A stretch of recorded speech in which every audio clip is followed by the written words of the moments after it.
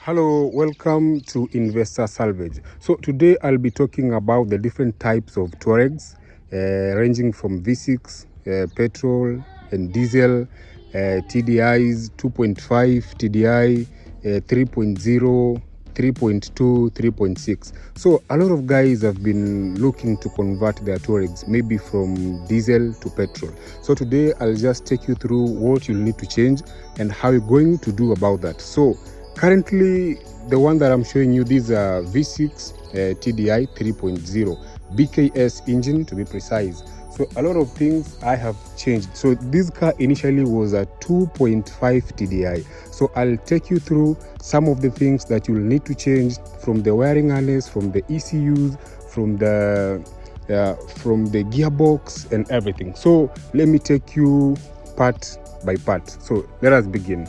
About the engines, so these cars comes with different types of engines, from 3.2 which is a petrol engine, 3.6 which is a petrol engine to the BHK engine. We've got the BKS, which is 3.0 TDI, 2.5 which they call the R5s. So the thing is, all the engines are mounted in that car in the same direction. Yeah, so I'll show you one thing. So mounting these engines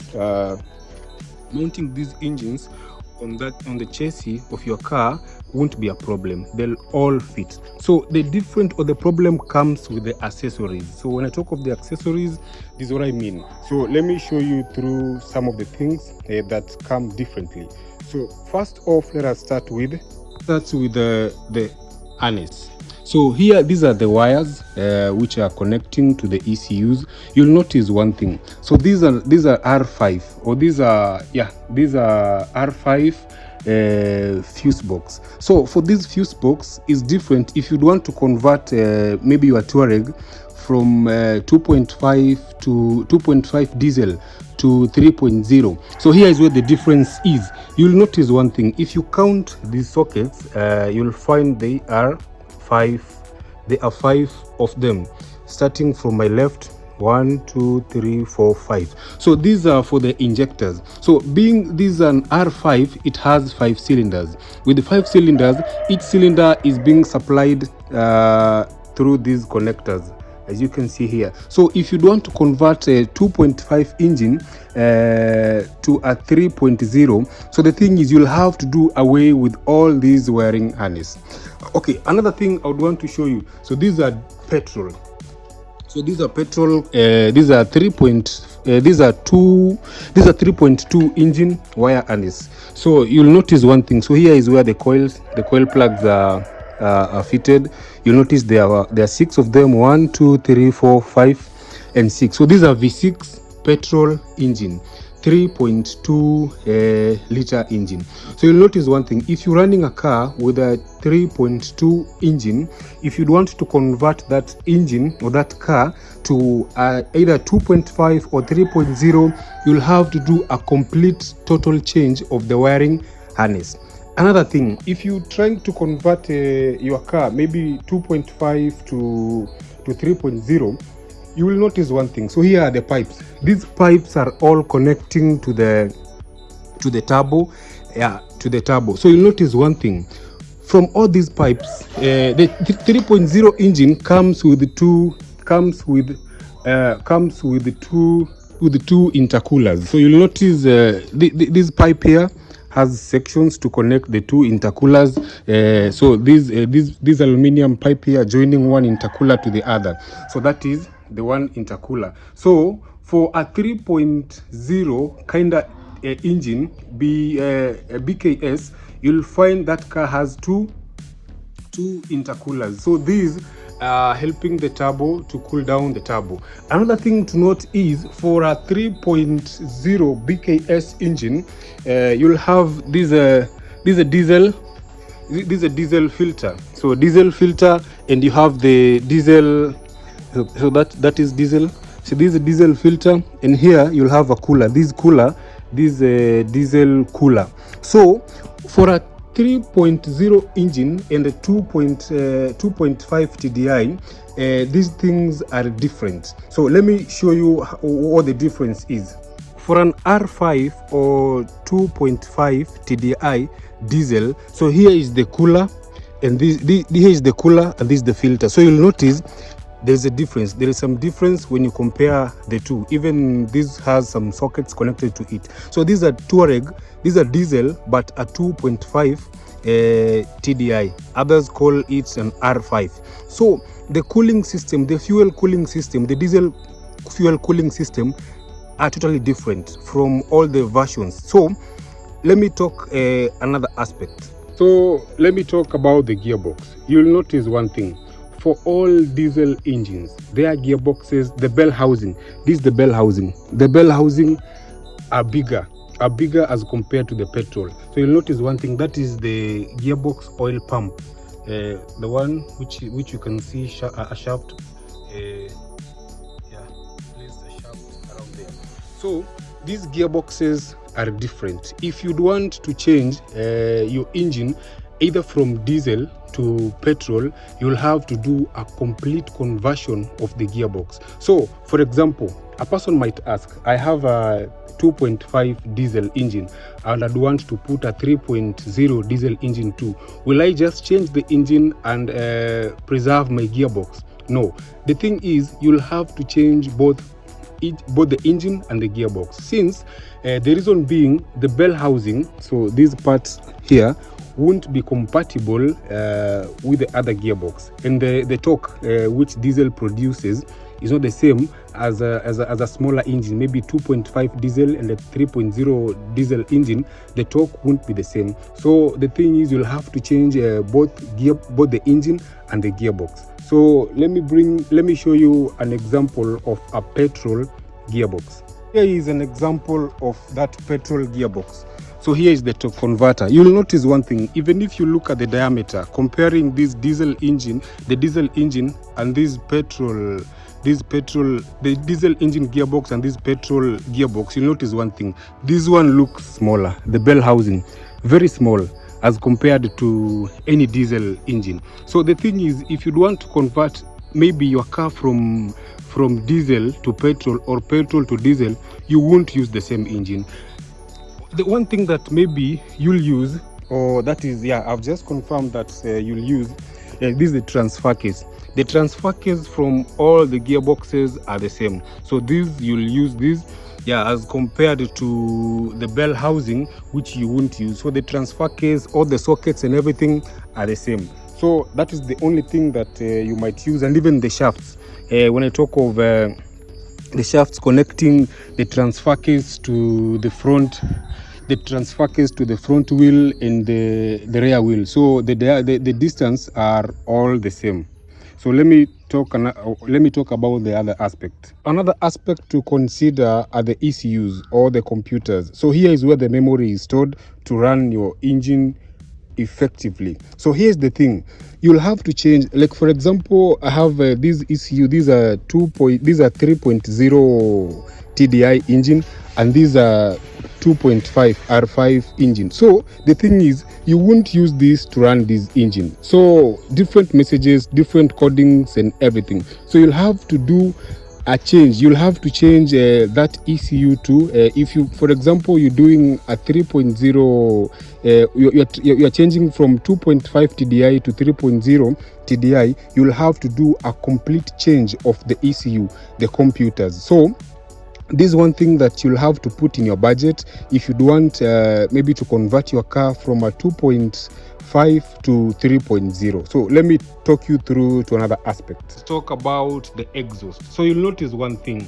for the petrol and the 2.5 diesel and the 3.0 diesel, all the exhausts, the outlet exhaust are different. So here's the thing, so this is where this exhaust is mounted to the engine. So these are 3.2 petrol engine.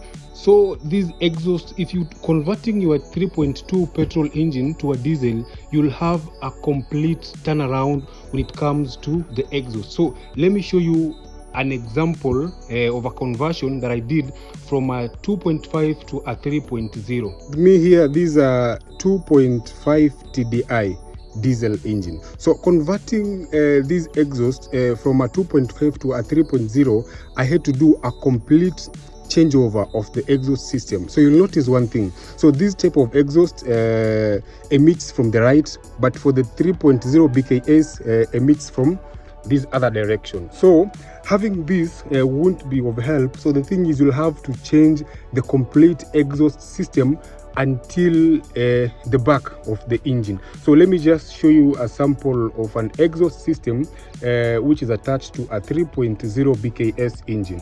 So these are BKS 3.0 engine. So you can see the exhaust. The exhaust is direct attached to the turbocharger. For a 2.5 diesel engine too, the exhaust was on this side.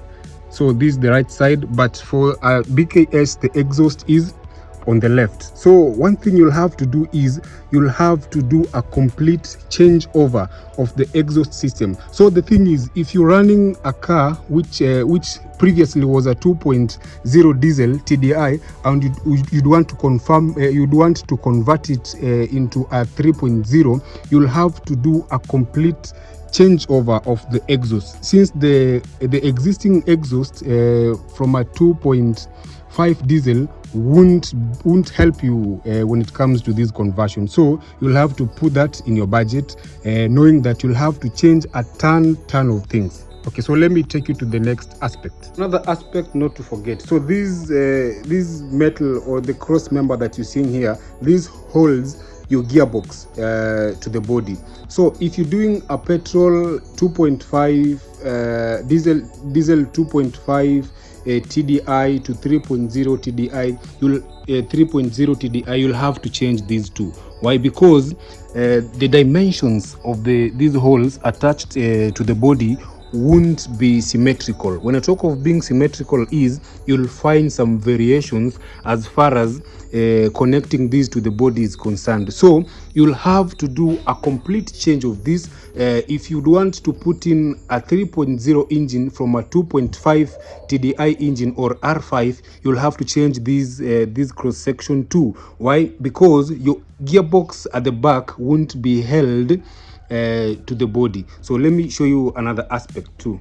When it comes to the body kits, I'm referring to 7L kind of body. So when it comes to the body kits and everything, you won't have to change everything.